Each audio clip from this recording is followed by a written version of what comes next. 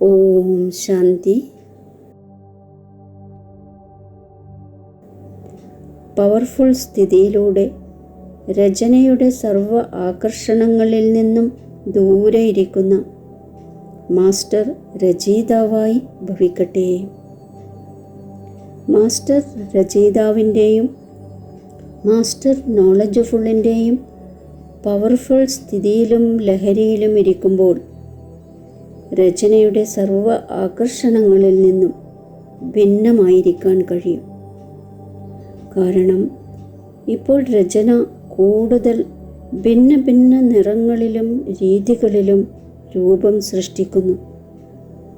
അതിനാൽ ഇപ്പോൾ കുട്ടിക്കാലത്തെ തെറ്റുകളും കുട്ടിക്കളിയുടെ തെറ്റുകളും ആലസ്യത്തിൻ്റെ തെറ്റുകളും അശ്രദ്ധയുടെ തെറ്റുകളും എന്തെല്ലാമാണോ ബാക്കിയായത് അതിനെല്ലാം മറന്ന് തൻ്റെ പവർഫുൾ ശക്തി സ്വരൂപവും ശസ്ത്രധാരി സ്വരൂപവും സദാ ഉണർന്നിരിക്കുന്ന ജ്യോതി സ്വരൂപവും പ്രത്യക്ഷമാക്കുക.